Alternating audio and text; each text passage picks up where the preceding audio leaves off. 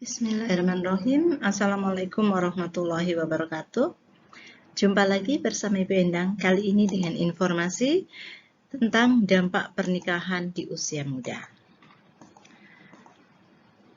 Nah, tujuan dari materi ini adalah agar kalian dapat memahami pentingnya orientasi hidup berkeluarga, serta dapat mengetahui bagaimana persiapan dalam membangun dan mempertahankan keutuhan keluarga. Kita ketahui bersama bahwa fenomena pernikahan di usia muda masih sangat tinggi. Jika dulu orang tua yang menginginkan agar anaknya segera menikah di usia muda dengan berbagai alasan. Namun untuk saat sekarang ini, tidak sedikit para remaja lah yang menginginkan adanya pernikahan muda. Apakah itu remaja pedesaan ataupun remaja yang di kota. Baik anak-anak, sebelum Ibu lanjut, Ibu ingin menyampaikan terlebih dahulu kepada kalian agar kalian tahu apa sih itu sesungguhnya yang dimaksud dengan pernikahan. Nah, pernikahan itu adalah merupakan suatu ikatan batin antara seorang pria dengan seorang wanita sebagai suami istri, dengan tujuan membentuk keluarga yang bahagia dan kekal berdasarkan ketuhanan yang Maha Esa. Selanjutnya adalah penyebab pernikahan di usia muda. Ada beberapa penyebab ya, kita ketahui. Yang pertama yaitu adalah faktor pribadi. Jadi ini faktor pribadi remaja yang akan menikah itu. Tentu dia memiliki alasan. Ketika alasan itu salah, itulah yang akan menjadi momok atau menjadi dilema dalam hidupnya nanti. Salah satu alasan misalnya, dia ingin menjauh dari orang tua dan keluarga. Makanya dia pilih menikah di usia muda supaya segera dia pergi dengan keluarga sendiri. Atau dia menginginkan adanya hidup yang bebas, tidak terkekang lagi oleh orang tua. Atau mungkin karena keinginan untuk menyalurkan hasrat seksualnya. Nah, itu faktor pribadi. Selanjutnya, penyebab yang kedua adalah faktor keluarga. Nah, faktor keluarga ini salah satu di antaranya ya, bisa jadi mungkin karena alasan ekonomi ya, mungkin keluarga yang ekonominya sangat kurang, sementara datang orang yang melamar anaknya, maka dipikirkan daripada anaknya juga enggak sekolah, maka biarlah dinikahkan dalam usia masih muda, tanpa memikirkan faktor kesehatan anak tersebut. Atau juga kalau dari faktor keluarga ya, bisa jadi mungkin karena banyaknya sekarang ini kasus-kasus seks bebas, kemudian banyaknya kasus-kasus aborsi oleh remaja putri, ya, sehingga dengan kasus-kasus itu orang tua merasa ngeri. Ketika ada yang datang melamar, ya sudahlah nikah aja daripada nanti terjadi hal-hal yang tidak diinginkan. Seperti itu. Jadi itu merupakan salah satu juga penyebab terjadinya pernikahan di usia muda. Selain kedua faktor di atas, masih ada faktor lainnya ya. Faktor lainnya itu bisa meliputi faktor budaya ya.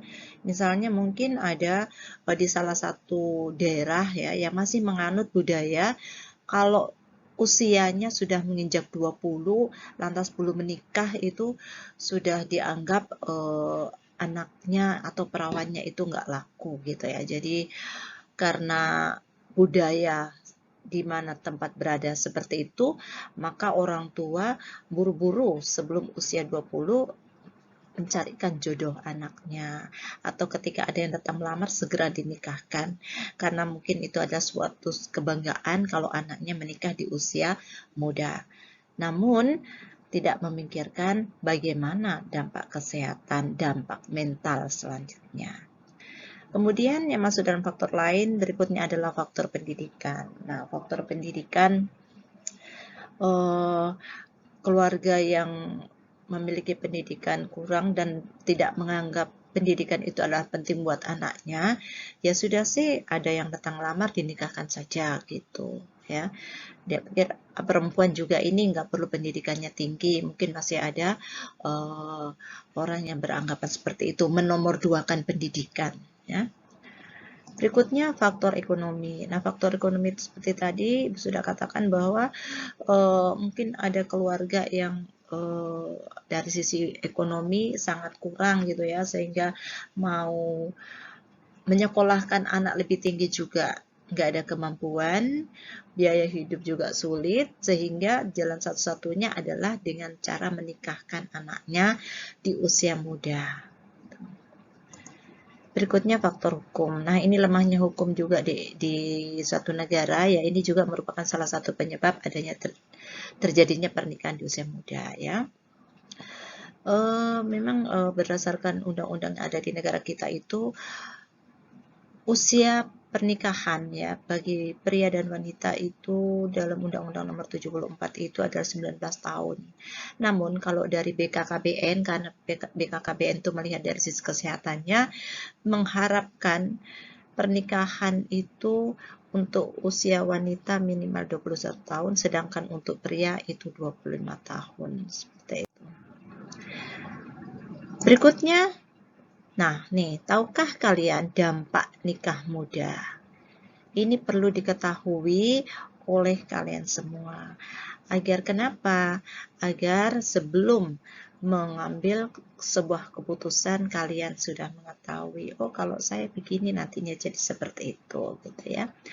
Oke, apa semuakah dampak dari menikah muda itu? Mari kita lihat ya.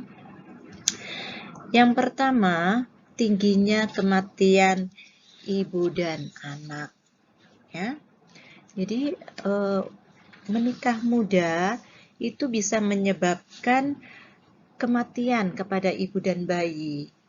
Kenapa? Ya karena remaja putri yang masih usia muda ya, belum masuk pada usia pernikahan, itu memiliki postur tubuh panggulnya itu masih belum normal gitu ya. Jadi kan kalau wanita melahirkan itu tergantung dari panggulnya. Itu sebabnya sampai terjadi melahirkan dengan cara sesar itu karena mungkin panggulnya sempit. Nah, anak usia masih muda itu panggulnya masih sempit ya. Jadi itu yang membuat biasa terjadi ada kematian bayi ataupun ibunya. Berikutnya, dampak yang berikutnya adalah bisa terkena kanker rahim dan kanker payudara ya. Kehamilan pada perempuan usia muda memiliki potensi mengalami robek mulut rahim yang bisa menyebabkan pendarahan.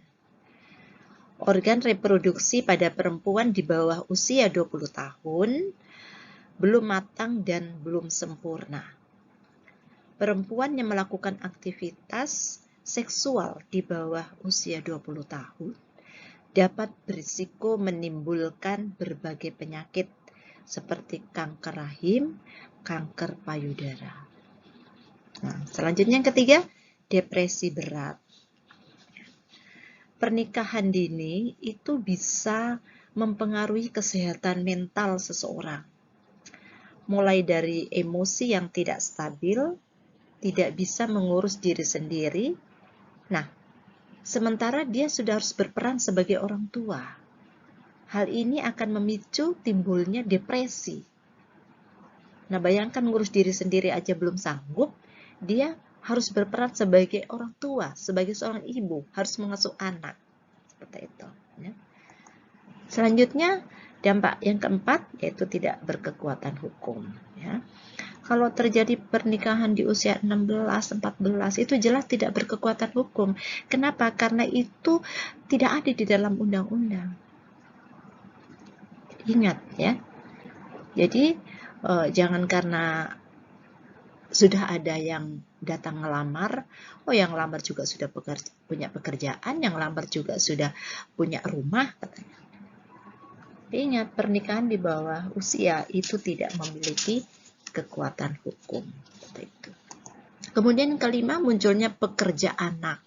Nah, sudah pasti. Kenapa? Karena ketika seseorang sudah menikah, maka mereka memiliki tanggung jawab untuk keluarga.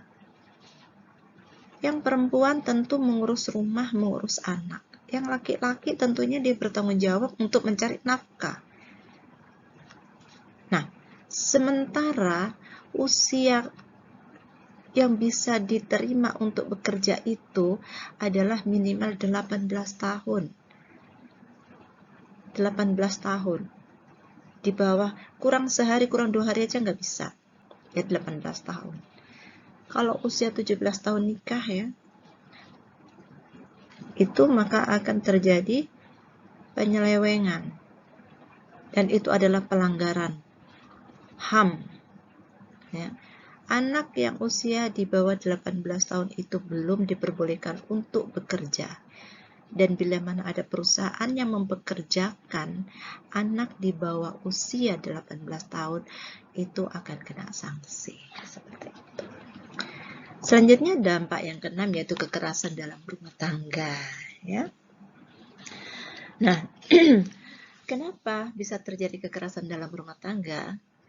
Karena belum memiliki kematangan emosional, sehingga percekcokan, perceraian, dan kekerasan dalam rumah tangga bisa rawan terjadi. Nah, ini berkaitan ya, 7 konflik berhubung perceraian. Ya. Jadi perceraian itu sudah tujuan, apa itu maksudnya? Adalah pilihan terakhir dari percekcokan yang setiap harinya sering terjadi karena belum ada kestabilan emosi tadi ya. Dua-duanya masih mau mempertahankan emosi masing-masing. Masing-masing punya ego. Perceraian dan kekerasan dalam rumah tangga dapat berdampak pada psikologis anak dari pasangan tersebut. Anak akan merasa kurang mendapat perhatian dan kurang nyaman berada dalam rumah. Nah, nih, banyak anak terlantar ya, yang ke-8. Jadi, akibat percekcokan, akibat perceraian orang tua, anaklah yang terlantar. Seperti itu. Selanjutnya, yang ke-9, kurangnya jaminan masa depan. Itu tadi, karena memang belum ada pekerjaan, sudah nikah, ya, masih bergantung kepada orang tua, sudah nikah, sehingga ya terjadilah ini kurangnya jaminan masa depan, seperti itu. Nah, oke, kita lanjut ya. Kalau tadi kita sudah ketahui dampak dari pernikahan usia muda, juga penyebab dari usia perkawinan muda. Kemudian sekarang kita akan mengetahui bagaimana sih cara mengatasi ya pernikahan muda itu. Bagaimana cara mengatasi agar tidak semakin meningkat, kalau perlu menurun dan pada akhirnya tidak ada lagi terjadi pernikahan di usia muda. Yang pertama, tentu dari unsur keluarga. Ya. Nah, dari unsur keluarga ini, keluarga tentunya diharapkan di sini untuk bisa menanamkan nilai-nilai dalam rumah. Ya. Nilai-nilai yang baik kepada anak remaja di rumah. Kemudian yang kedua adalah unsur sekolah. Nah, dari unsur sekolah bisa melakukan berbagai upaya, salah satunya dengan seperti ini, layanan dari guru bimbingan konseling ya. Selain itu, bisa juga pihak sekolah itu mengadakan kerjasama dengan misalkan dengan BKKBN atau dengan Puskesmas untuk memberikan penyuluhan kepada para siswa tentang pernikahan dini, baik penyebab, dampak ya. Kemudian selanjutnya unsur yang ketiga adalah masyarakat.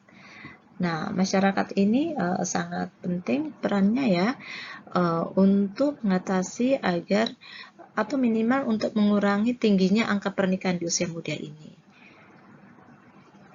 Termasuk kalian ya, keluarga kalian sebagai anggota masyarakat. Bila mana menemukan ya ada mungkin di sekitarnya atau mungkin ada pihak keluarga yang menikahkan anak di usia muda, ya bisa diberikan masukan ya. Kemudian kalau perlu juga bisa dilaporkan. Kenapa? Karena sesungguhnya pernikahan di usia muda itu selain itu adalah melanggar hak asasi anak, itu juga seperti tadi sudah dijelaskan di awal bahwa sangat banyak dampak atau efek dari pernikahan muda itu. Nah, ini yang perlu kita cegah. Selanjutnya unsur pemerintah. Nah, untuk unsur pemerintah ini sebenarnya telah banyak upaya-upayanya ya. Misalnya memberikan sosialisasi melalui sekolah-sekolah atau mungkin melalui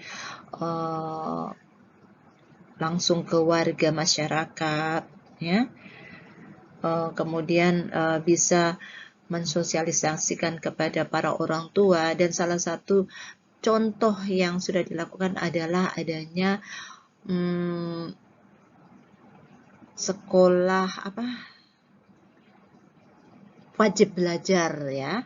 Nah, dengan adanya wajib belajar yang diterapkan oleh pemerintah itu adalah salah satu upaya untuk menekan tingginya pernikahan di usia muda. Kenapa? Karena dengan sekolah otomatis anak itu akan terhindar dari pernikahan usia muda. Nah, kebanyakan itu anaknya sudah tidak sekolah, lulus SMP nganggur di rumah, diem cuma kesana kemari bantu mamanya. Ketika ada tetangga yang lirik kemudian datang melamar, ya sudah dinikahkan, nggak melihat usianya. Nah, dengan adanya program wajib belajar, bahkan sekarang wajib belajar sampai tingkat SMA ya. Nah, itu berarti kalau sampai tingkat SMA wajib belajar itu kan berarti sudah masuk kepada usia yang diperbolehkan untuk menikah. Seperti itu. Oke, sampai di sini informasi tentang dampak dari pernikahan usia muda. Semoga informasi yang Ibu berikan hari ini bermanfaat buat kalian ya, juga buat masyarakat kecil di dalam rumah kalian. Baik, Ibu akhiri sampai di sini. Kita ketemu minggu depan dengan informasi yang berbeda tentunya. Assalamualaikum warahmatullahi wabarakatuh.